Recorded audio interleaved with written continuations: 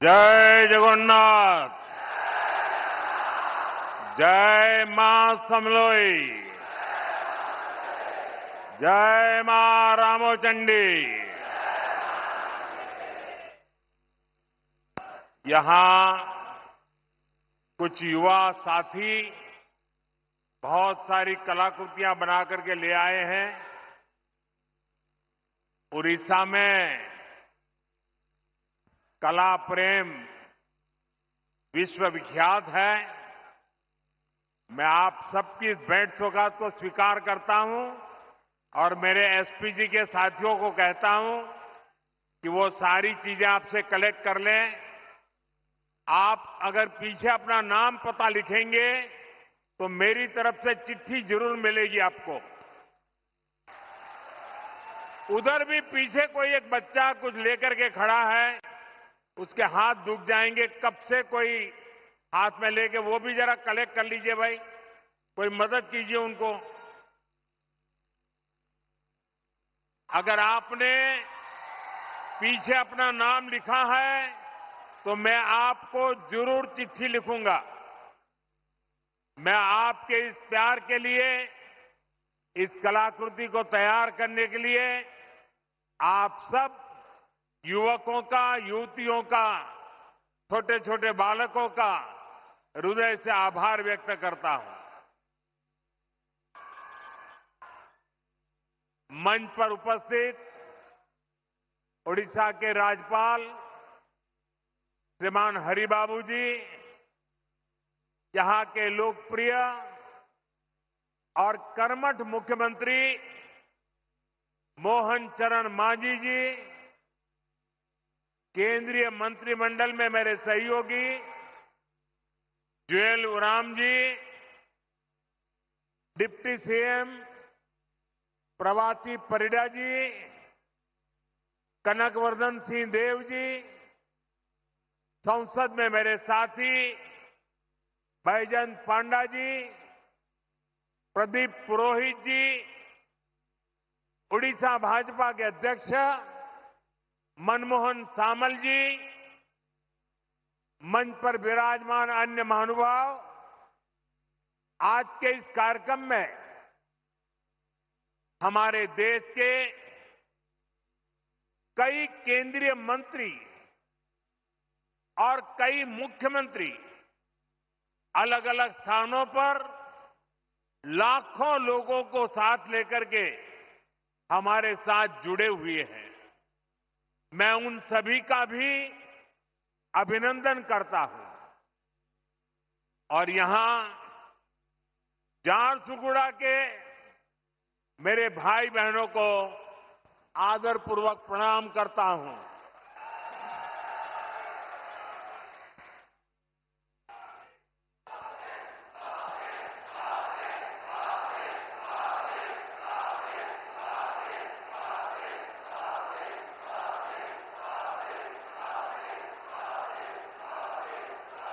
आपके इस प्यार के लिए मैं आपका आभार व्यक्त करता हूं। एठी उपस्थितो समस्त मान्यगण्यों व्यक्ति मानंको मोर जुहार।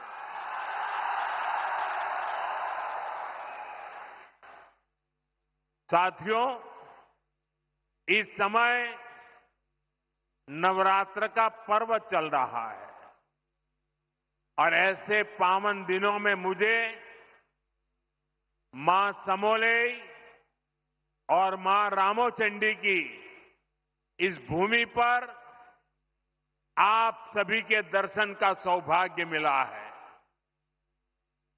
यहां बहुत बड़ी संख्या में माताएं बहनें भी पहुंची हैं। आपका आशीर्वाद ही हमारी शक्ति है। मैं आप सभी जनता जनार्दन को नमन करता हूं। भाइयों और बहनों, 1.5 साल पहले विधानसभा चुनाव के समय ओडिशा के आप लोगों ने एक नए संकल्प के साथ आगे बढ़ने का प्रण लिया था। ये संकल्प था विकसित ओडिशा। और आज हम देख रहे हैं ओडिशा डबल इंजन की रफ्तार से आगे बढ़ने लगा है। आज फिर एक बार ओडिशा के विकास के लिए, देश के विकास के लिए हजारों करोड़ रुपए के प्रोजेक्ट का काम शुरू हुआ है। आज से बीएसएनएल का नया अवतार भी सामने आया है।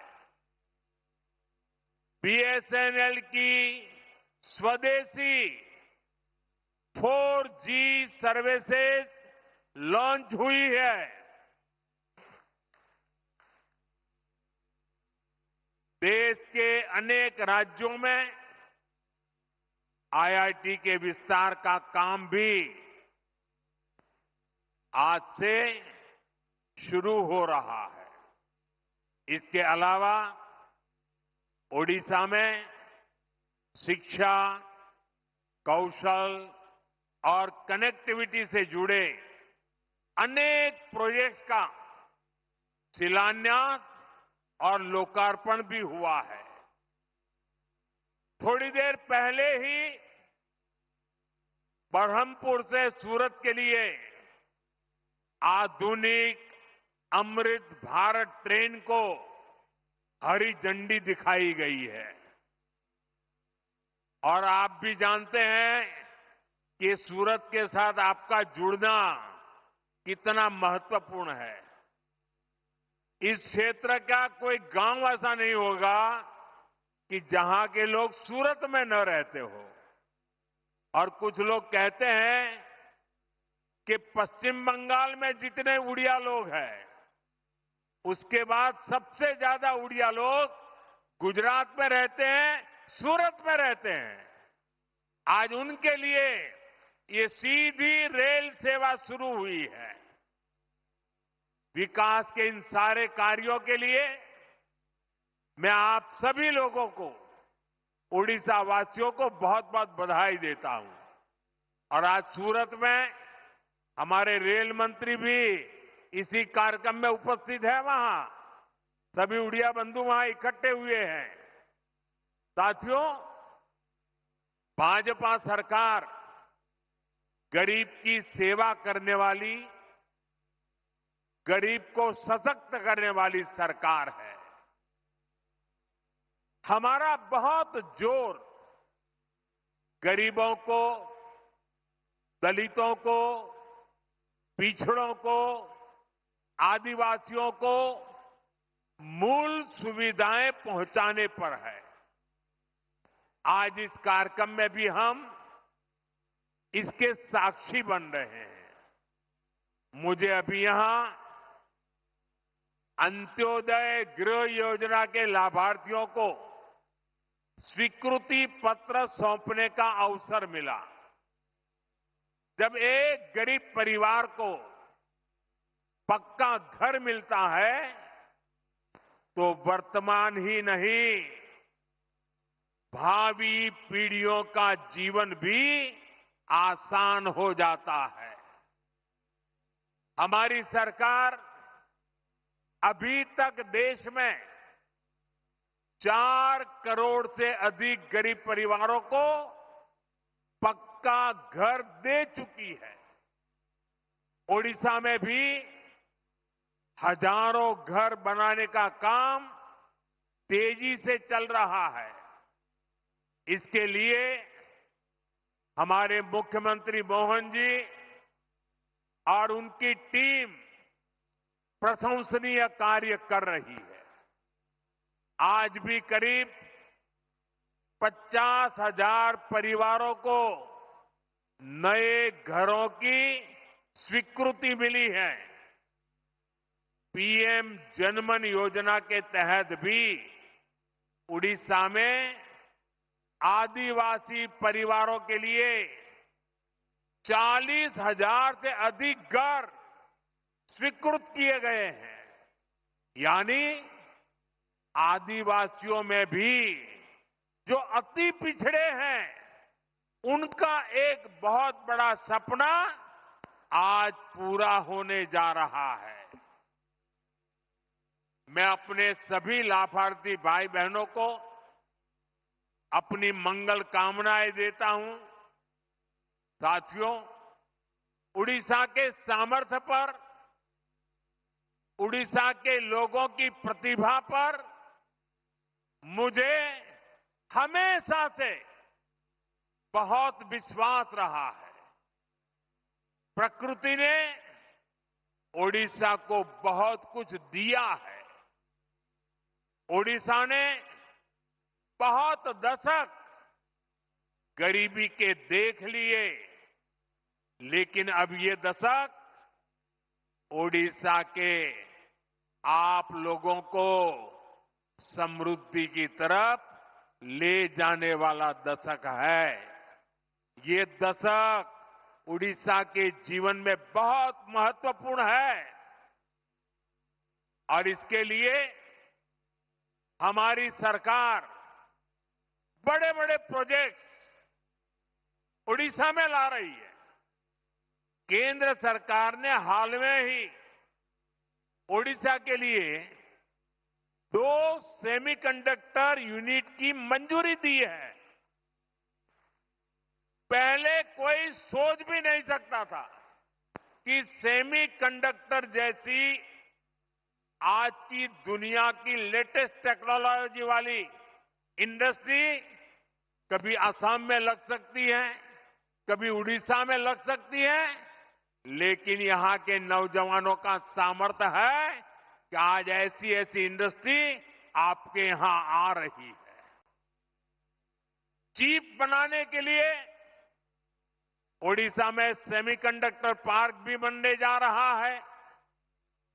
वो दिन दूर नहीं जब छोटी सी चिप जो आपके फोन, टीवी, फ्रिज, कंप्यूटर, गाड़ी, ऐसी अनेक चीजों में अब चिप के बिना उस कोई भी इंस्ट्रूमेंट वो जान ही नहीं रहती, जान चली जाती है।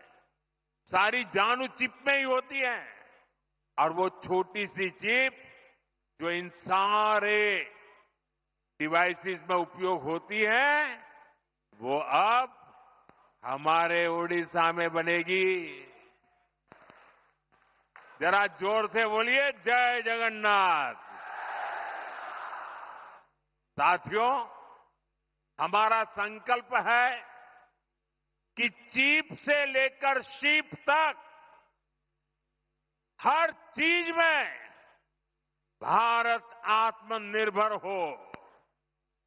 मैं जरा आपसे पूछना चाहता हूं, आप जवाब देंगे? मैं पूछूं तो जवाब देंगे? पूरी ताकत से देंगे? आप मुझे बताइए, भारत को आत्मनिर्भर होना चाहिए कि नहीं होना चाहिए? भारत को आत्मनिर्भर होना चाहिए कि नहीं होना चाहिए? भारत को आत्मनिर्भर होना चाहिए कि नहीं होना चाहिए? देखिए, हर देशवासी चाहता है कि अब हमारा देश किसी पर निर्भर नहीं रहना चाहिए। हर चीज में भारत आत्मनिर्भर हो।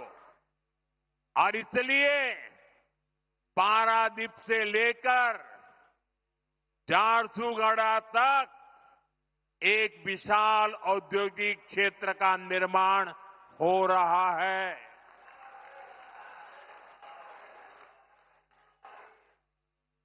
भाइयों और बहनों, जो भी देश आर्थिक रूप से सशक्त होना चाहता है, वो शिप बिल्डिंग यानी बड़े बड़े जहाज निर्माण पर बहुत बल देता है। व्यापार हो, टेक्नोलॉजी हो, या फिर देश की सुरक्षा, शिप बिल्डिंग से हर जगह फायदा होता है। अपने जहाज होंगे तो संकट के समय दुनिया के साथ आयात निर्यात में रुकावट नहीं आएगी। इसलिए बीजेपी की हमारी सरकार ने एक बहुत बड़ा कदम उठाया है। हमने देश में ये बड़े बड़े जहाज बनाने के लिए, शिप बिल्डिंग के लिए 70,000 करोड़ रुपए का पैकेज मंजूर किया है। इससे भारत में 4.5 लाख करोड़ रुपए का निवेश आएगा। ये पैसा स्टील, मशीनरी, इलेक्ट्रॉनिक्स और मैन्युफैक्चरिंग से जुड़े अनेक छोटे, लघु, कुटीर ऐसे उद्योगों तक पहुंचने वाला है। इससे सबसे बड़ा लाभ मेरे नौजवानों को, मेरे देश की बेटे बेटियों को होने वाला है। इससे लाखों नई नौकरियां बनेगी। इसका बहुत अधिक लाभ हमारे उड़ीसा को होगा। यहां की इंडस्ट्री, यहां के नौजवानों को इस रोजगार का लाभ फायदा होगा। साथियों, आज देश ने आत्मनिर्भरता की तरफ बहुत बड़ा कदम उठाया है।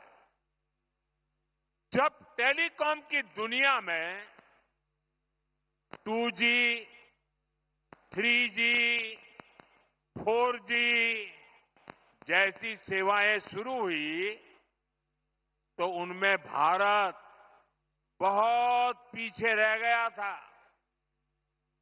और क्या चल रहा था वो भी आपको मालूम है।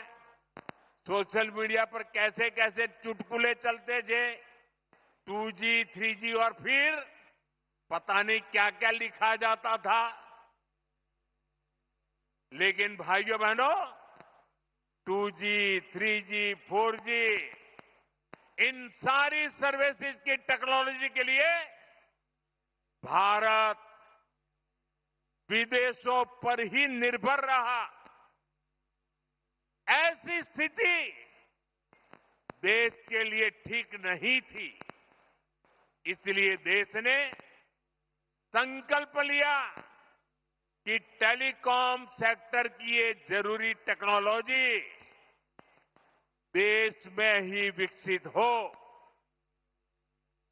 हमारे लिए गौरव की बात है कि हमारे BSNL ने अपने ही देश में पूरी तरह स्वदेशी 4G टेक्नोलॉजी विकसित कर ली है। अपनी मेहनत, अपनी लगन, अपनी कुशलता से BSNL ने नया इतिहास रच दिया है। और मैं इस काम में जुड़े हुए देश के नौजवानों को, उनकी टैलेंट को और भारत को आत्मनिर्भर बनाने के लिए उन्होंने जो बड़ा काम किया है, मैं उन सभी नौजवानों को बहुत बहुत बधाई देता हूं। भारत की कंपनियों ने भारत को दुनिया के उन 5 देशों की सूची में ला खड़ा किया है। सुनिए, अब हम 5 देशों की सूची में आ गए हैं जिनके पास 4G सर्विसेज शुरू करने की पूरी तरह स्वदेशी टेक्नोलॉजी है।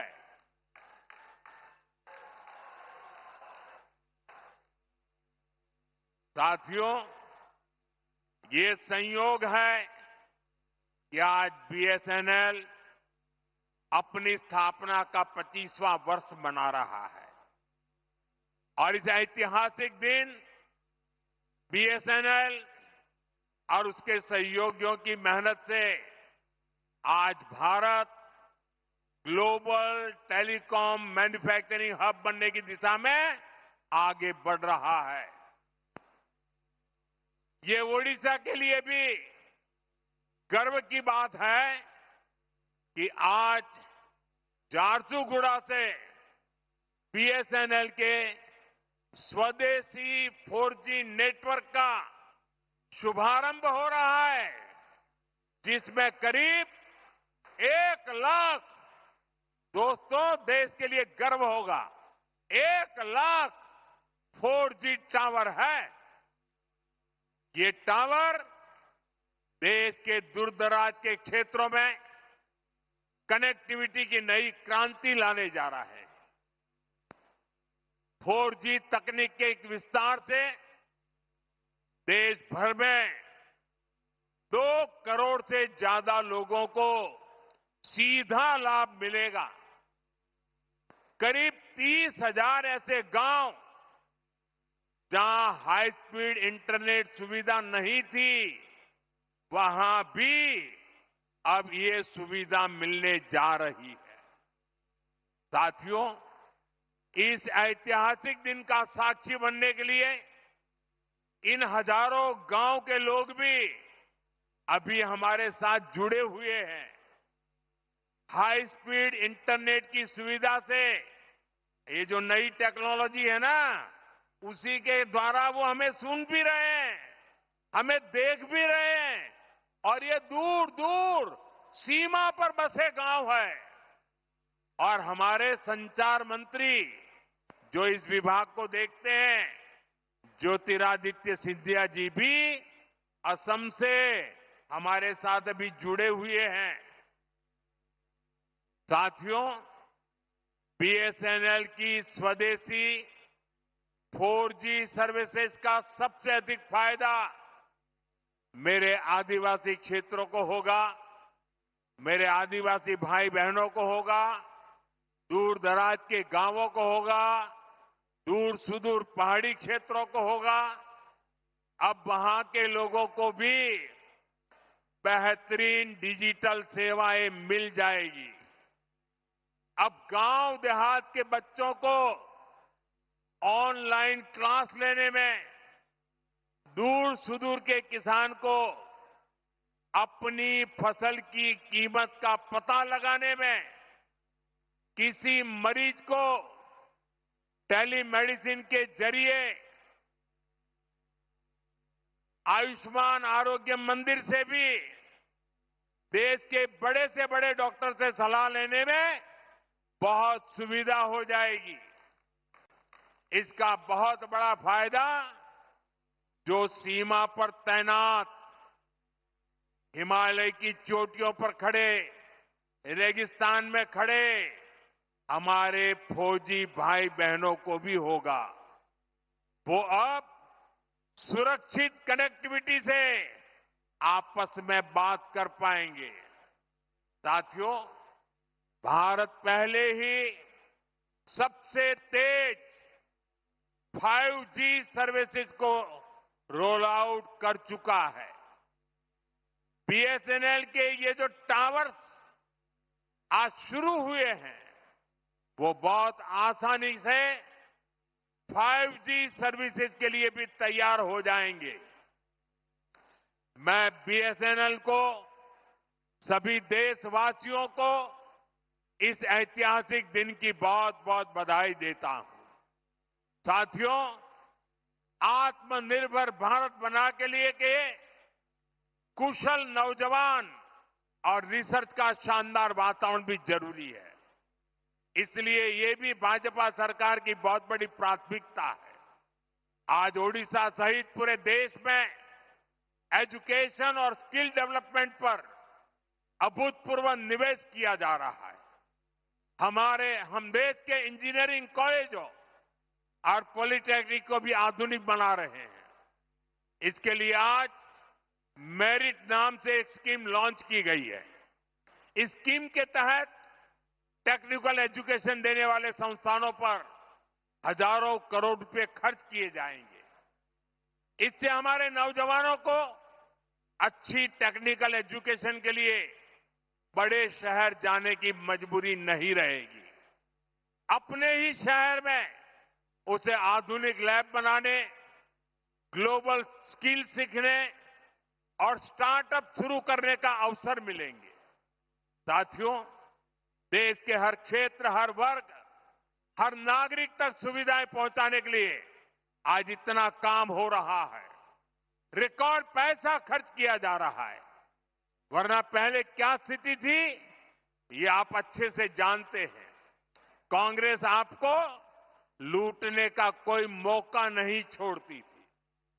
साथियों, 2014 में जब आपने हमें सेवा का मौका दिया तो हमने देश को कांग्रेस के इस लूट तंत्र से भी बाहर निकाला। भाजपा सरकार में अब डबल बचत और डबल कमाई का दौर आया है।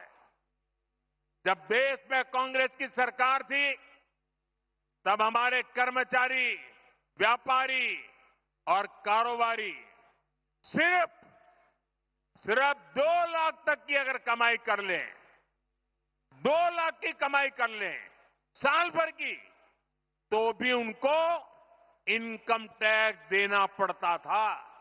ये कांग्रेस ने 2014 तक चलाया।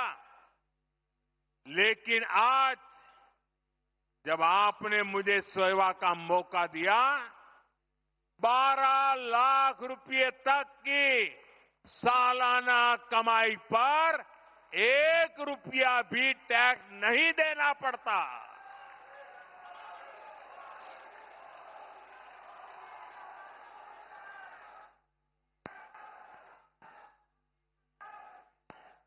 साथियों, अभी इस 22 सितंबर से देश में, उड़ीसा में जीएसटी के नए रिफॉर्म भी लागू हुए हैं। इन सुधारों ने आप सभी को जीएसटी बचत उत्सव का उपहार दिया है। अब माताओं बहनों के लिए रसोई चलाना और सस्ता हो गया है। जरूरत की अधिकतर चीजों के दाम बहुत कम हो गए हैं। मैं आपको एक उदाहरण से समझाता हूं। मान लीजिए उड़ीसा में एक परिवार राशन और घर में जो जो चीजों की आवश्यकता होती है, अगर मान लो कि साल भर में वो 1 लाख रुपया खर्च करता है, हर महीना 12-15 हजार रुपया अगर खर्च करता है तो साल भर का 1 लाख रुपया खर्च हो जाता है। 2014 से पहले कांग्रेस की सरकार, अगर आप 1 लाख रुपया खर्च करते थे तो 25,000 रुपया, 20 से 25,000 रुपया टैक्स ले लेती थी। यानी 1 लाख रुपया आपको 1.25 लाख रुपया देना पड़ता था। साल 2017 में हमने पहली बार जीएसटी लाए और उसमें हमने आप पर का बोझ काफी कम किया, टैक्स कम किया। और हम दोबारा जीएसटी रिफॉर्म करके लाए। अब भाजपा सरकार ने इसको बहुत कम कर दिया है। अब 1 लाख रुपए के सालाना खर्च पर एक परिवार को सिर्फ 5-6 हजार रुपये ही देने होंगे। अब बताइए, कहां 25,000 और कहां 5-6 हजार। कांग्रेस राज की तुलना में आज सालाना 1 लाख रुपए के खर्च पर हमारे गरीब, सामान्य, मध्यम वर्ग के परिवारों की 20-25 हजार रुपए की बचत पक्की हो गई है। साथियों, हमारा उड़ीसा किसानों का प्रदेश है। किसानों के लिए भी जीएसटी बचत उत्सव बहुत शुभ है। कांग्रेस के जमाने में अगर किसान ट्रैक्टर खरीदता था तो एक ट्रैक्टर पर उसको 70,000 रुपये टैक्स चुकाना होता था। जीएसटी आने के बाद हमने टैक्स घटाया। अब जीएसटी का नया स्वरूप आया है तो इससे उसी ट्रैक्टर पर सीधे करीब 40,000 रुपये की बचत किसान को होगी। एक ट्रैक्टर पर 40,000 रुपया बचत। धान रोपने के लिए किसान जो मशीन इस्तेमाल करते हैं उस पर अब 15,000 रुपये की बचत होगी। इसी तरह पावर टिलर पर 10,000 तो थ्रेसर पर 25,000 रुपये तक की बचत होगी। खेती किसानी के ऐसे अनेक उपकरणों पर भाजपा सरकार ने टैक्स बहुत कम कर दिया है। साथियों, ओडिशा में बहुत बड़ी संख्या में हमारा आदिवासी समाज रहता है। ये आदिवासी समाज वन उपज पर आश्रित है, उससे रोजी रोटी चलाता है। पहले ही हमारी सरकार केंदू पत्ता संग्राहकों के लिए काम कर रही है। अब इस पर जीएसटी भी बहुत कम किया गया है। इससे संग्राहकों को केंदू पत्ता के और अधिक दाम मिलना पक्का हो गया है। साथियों, भाजपा सरकार आपको लगातार टैक्स में राहत दे रही है, आपकी बचत बढ़ा रही है, लेकिन कांग्रेस अब भी अपनी हरकतों से बाज नहीं आ रही है। कांग्रेस की सरकारें अब भी आपको लूटने में जुटी है। और मैं ऐसे ही नहीं कह रहा हूं, मेरे पास सबूत है कि सारे देश के लोगों को इतना लाभ हो रहा है। जब हमने जीएसटी की नई दरें लागू की तो सीमेंट से भी टैक्स कम कर दिया। हमारा मकसद यही था कि लोगों को अपना घर बनाने में, घर की मरम्मत कराने में सीमेंट सस्ता होने से कम पैसा खर्चना पड़े। 22 सितंबर के बाद अब आप देखिए, ये बयानबाजी करने वाले लोगों के करतूत देखिए। हिमाचल में कांग्रेस की सरकार है, भांति भांति की हमको गालियां देने की कांग्रेस को आदत पड़ गई है। लेकिन जब हमने जीएसटी का दाम कम किया तो पूरे देश में काम कम हुआ। लेकिन कांग्रेस आम जनता को ये सुख देना नहीं चाहती है। पहले जब हमने डीजल पेट्रोल में पैसा कम किया था तो जहां जहां कांग्रेस की सरकारें थी उन्होंने ऊपर से दूसरा टैक्स लगा करके उतना ही दाम रहने दिया और खुद तिजोरी भर करके लूट का रास्ता खोल दिया। ऐसा ही हिमाचल में कांग्रेस सरकार ने, जब हमारी सरकार ने सीमेंट का पैसा कम किया तो उन्होंने अपना एक नया ही टैक्स लगा दिया। और इसलिए जो फायदा भारत सरकार हिमाचल के लोगों को देना चाहती थी, ये कांग्रेस की लूटबाज सरकार उसमें दीवार बन के खड़ी हो गई।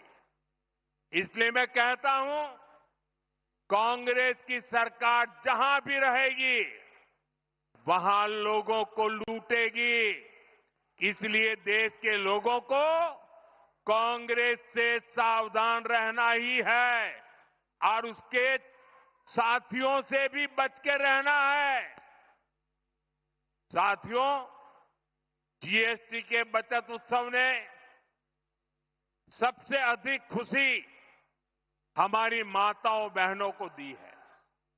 बहनों बेटियों की सेवा हमारी सरकार की प्राथमिकता है। इसमें भी हम माताओं बहनों के स्वास्थ्य पर बहुत जोर दे रहे हैं। साथियों, अपने परिवार के हित में एक मां त्याग करने में हमेशा सबसे पहले रहती है। मां का त्याग तो हम हमेशा देखते हैं। वो हर संकट अपने ऊपर लेती है ताकि बच्चों पर बोझ न पड़े। मां अपनी बीमारी तक छुपा लेती है ताकि उसके इलाज पर घर का खर्च ना हो। इसलिए ही जब हमने आयुष्मान भारत योजना शुरू की तो इसका बहुत बड़ा लाभ हमारी माताओं बहनों को, देश की महिलाओं को हुआ। उन्हें 5 लाख रुपए तक के मुफ्त इलाज की सुविधा मिली। साथियों, मां स्वस्थ होगी तो परिवार सशक्त होगा।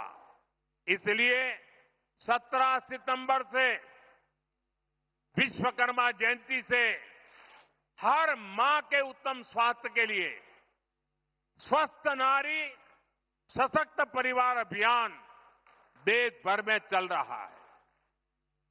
इसके तहत अभी तक देश भर में यह आंकड़ा बहुत बड़ा है। अभी तक देश भर में 8 लाख से अधिक हेल्थ कैंप लगाए जा चुके हैं।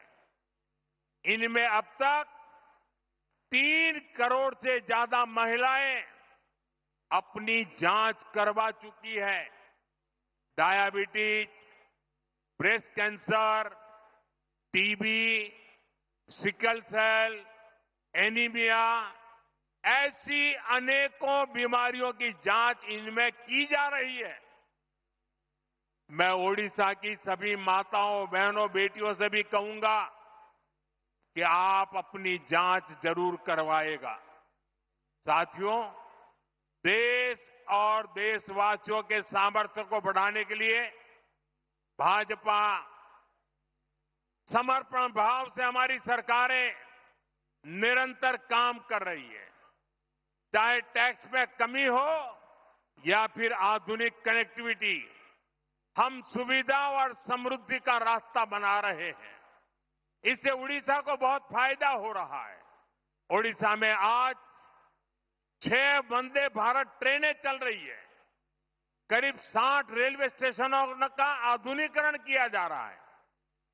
झारसुगुड़ा का वीर सुरेंद्र राय एयरपोर्ट आज देश के कई प्रमुख शहरों से जुड़ चुका है। मिनरल्स और माइनिंग से अब उड़ीसा को कहीं अधिक पैसा मिल रहा है। सुभद्रा योजना से भी उड़ीसा की माताओं बहनों को निरंतर सहायता मिल रही है।